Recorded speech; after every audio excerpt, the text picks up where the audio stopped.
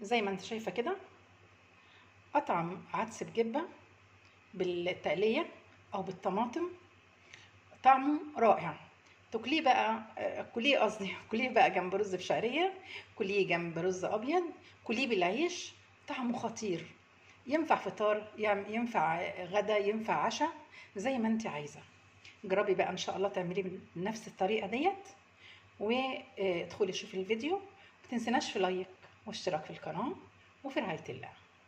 السلام عليكم، اهلا بيكم، ازيكم؟ النهارده ان شاء الله هنعمل اكله بسيطه جدا واقتصاديه وطعمها بيبقى رائع.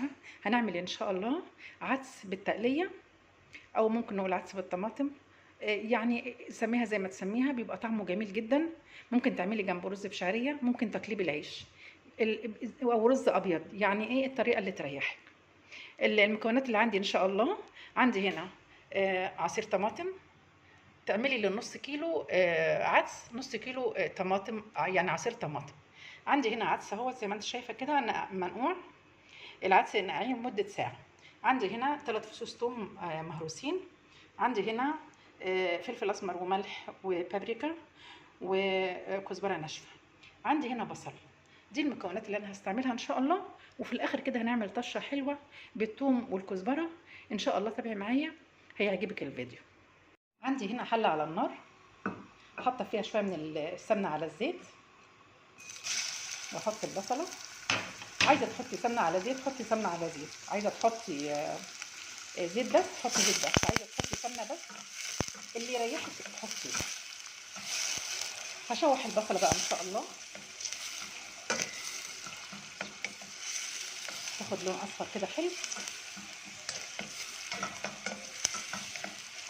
ممكن تشوحيها بس من غير ما تاخد اي لون، يعني اللي يعجبك، بس انا هخليها تاخد لون كده، يعني مستكاوي كده حلو كده.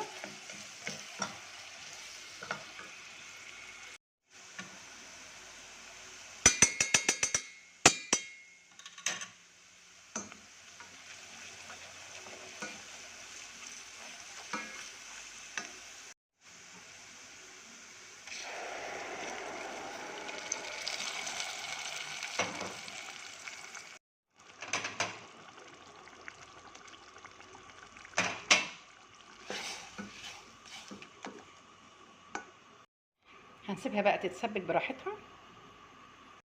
بعد ما الطماطم اتسبكت زي ما انتم شايفين كده،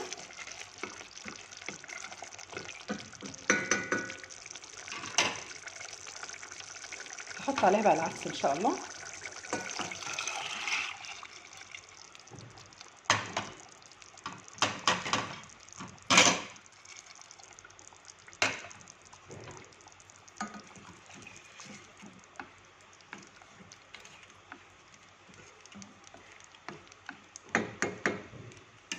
وهسيب بقى العدس يستوي ان شاء الله. ممكن تزودي حبه ميه صغيرين كده عشان بس ايه العدس يستوي فيه.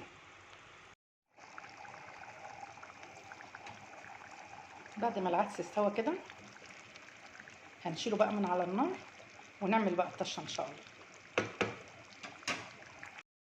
انا حاطه هنا على النار ده تومه مهروسه. حطي بقى، لو عايزه تحطي سمنه حطي زي ما قلت قبل كده، لو عايزه حطي سمنه على زيت حطي زيت بس، حطي اللي يريحك.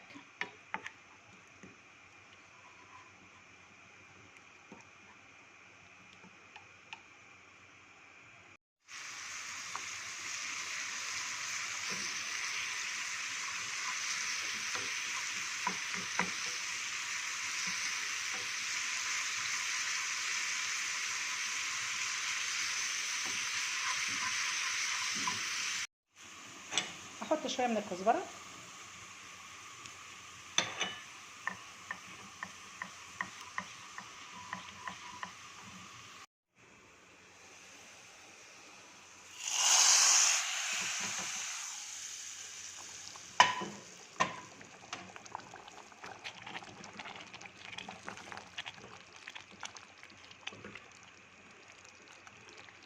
هطفي بقى عليه.